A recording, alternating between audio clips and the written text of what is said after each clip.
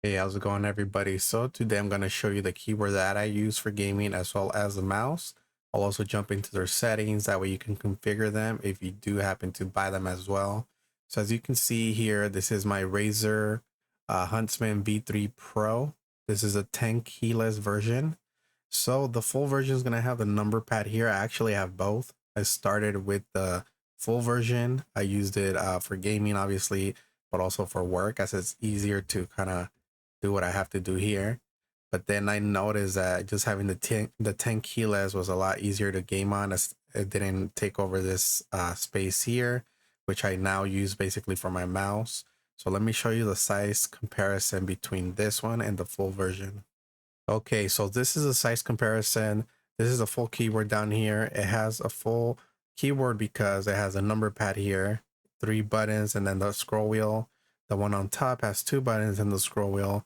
So as you can see, there's quite a bit of a difference. I ended up starting with this for work and gaming, and then now I switch this for gaming just because of the smaller space. It's better, obviously, for my mouse pad, using my mouse, which, by the way, this is a mouse that I use here. It has an infinite scroll wheel when you press one of these buttons, so keep spinning.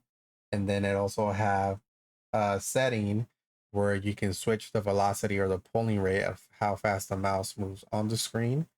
It has 3 buttons here on the side. I rarely use this one, but I do often use these two in Fortnite for building. It has a dongle as well. That way the connection is a little bit better, almost as good as it being wired. But I do feel that no matter what, wired is always the way to go. But yeah, that's something good to have, obviously. Now let's go ahead and jump into the settings. Oh, and another thing that I did forget to mention is that both keyboards have a magnetic hand rest. So yeah, that's also pretty cool. All right. Well, now we are currently in the Synapse screen where we can change everything regarding our Synapse products. As you can see, I have quite a few. So the keyboard has 3 tabs. We have the customize, actuation, and lighting. We also have default profiles that we can pick. So for example, you can start off with factory default or go straight into FPS. They are all kind of tweaked a little bit depending on what game you're going to play. So the customized section, we're not going to jump into too much. Basically what you can do is turn on gaming mode and then disable a few keys that don't mess you up. That way when you're playing, you don't, for example, switch windows, right? But you can also go ahead and tailor it to only be usable in a game if you are using the keyboard outside of gaming. Hypershift, I don't remember if it's a new feature, but basically allows you to get more usage of certain buttons. So if I press Hypershift here, this button turns orange. Right now, I think I have it to open YouTube, yeah, as a macro, which I added in. Okay, so now that we're here in actuation, we're gonna select all our keys. That way they're all changed with the setting that we add. Snap tap, what it does is essentially it helps to make sure that your keys are being read when you don't have snap tap on. If you're pressing keys at the same time or close to the same time, they might both not be registering. So if you're gaming, sometimes you might press, let's say, 2 keys at the same time and then notice, hey, I didn't build in Fortnite, or I didn't move left or right. But now that you have snap tap on, it'll quickly go ahead and read the first key that you press, because there is going to be a slight, very minuscule difference. So I'll go ahead and read A, for example. And then after I press D, right, it's almost at the same millisecond, they'll still both be read. That way there is no, let's say, bug issues, right? Actuation shows you how far down you have to press for the key to be read. So let's go ahead and move this to that, right? So as you can see here, it's red or white because it's not activated. As soon as it hits the green, that's when the key is red. So if we go all the way down, obviously it's going to be red, but it needs at least that 1.4 to be red right here. What you can do is actually switch this to be read a lot sooner. So it's going to be sensitive, very sensitive. So as soon as it passes, as soon as you touch the key, basically, it's going to be red. So change this depending on your needs, how used to it you get, how well you get used to it. So if this is a little bit too soon, like you just bump into it a lot for some reason, then you might want to change this back to default, which I believe was 0.6 or 0.4. But yeah, for us, we're going to leave it like that. Rapid trigger. Likewise, like I mentioned, the higher U is, the more sensitive it is.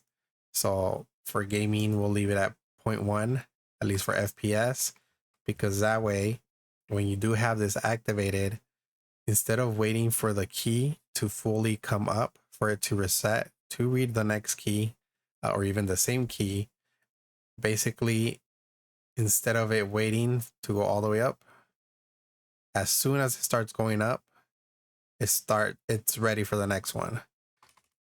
So it's basically way faster. So I strongly suggest you have rapid trigger on, snap tap on as well. Mess with this actuation to see kind of what you like in regards to the sensitivity of the key being pressed down. And you're going to notice a huge difference with within your gameplay.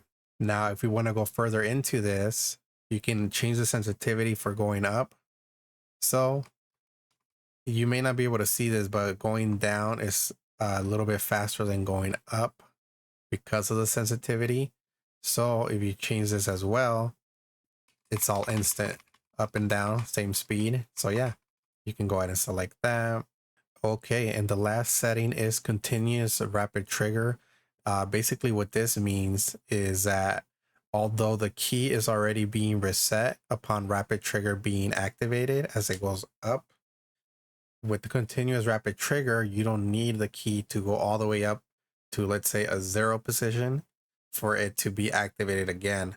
So now, while you're pressing on the key, you can just come up to the actuation, which is 1.6 here, which is what we can see. And then as long as you pass that little circle, you can just keep pressing it without fully releasing it, and you'll keep getting the key by in red. So yeah, it's a lot of stuff you could do here. It's going to be ultra sensitive. Let me show you how sensitive it can be, so that you can kind of be aware as to how these settings are going to affect you. Okay, so once you activate all of these settings, these keybinds are going to be so sensitive that you don't even need to press down. If you have it at the setting that I showed you, by just tapping it, it'll go ahead and read the key. And if you actually test this, for example, in a URL, you'll notice that if you press down, let's say it's the same key, so you just press it once, it's gonna type in F like 5 times. So keep that in mind. Once you have it in this setting, all you need to do is just tap it. So it might be a little bit too sensitive for most people. So I suggest you keep it in the default settings, kind of play with that. And then if you need a little bit more, then obviously you can go ahead and switch it. But yeah, that's pretty much it for that. Okay, and then finally we have the lighting. Obviously you can change the settings to make the lighting on the keyboard change, flash, do patterns, whatever. You can change the brightness as well. But yeah, that's pretty much it. Let's jump into the mouse. Okay, so this is the mouse settings here. There's a little bit more that you could do with the mouse in comparison to the keyboard, but one of the things that you can switch are obviously what the keys do. So as you can see here, it shows you what each item is referring to. So these are the side buttons, which I changed in order to be able to use them in Fort. And then of course you can change a bunch of other things.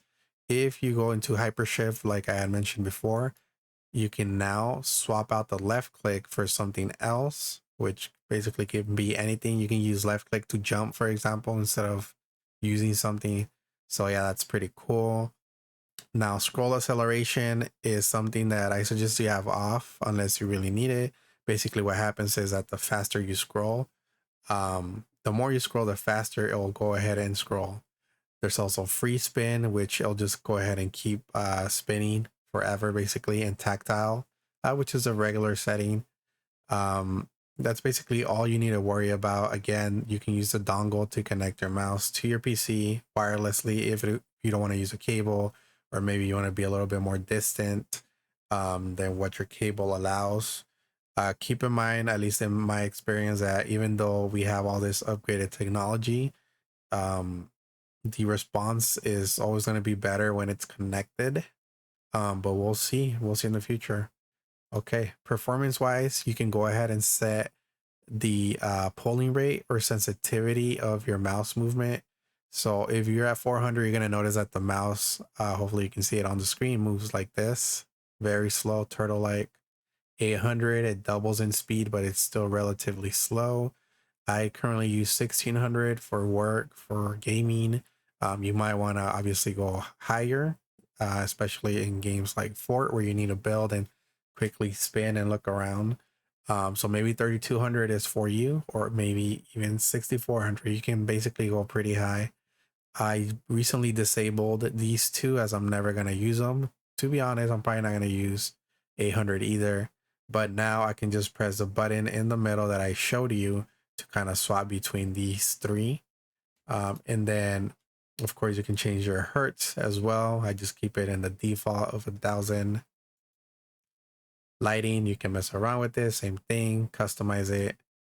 Power, I have it on 15 minutes. That way it doesn't enter sleep mode if I'm not using it. I think by default it's under 1 or 5. Low power mode, when your battery's on low power, and basically what happens is that it might not be as responsive. I believe this starts off pretty low as well.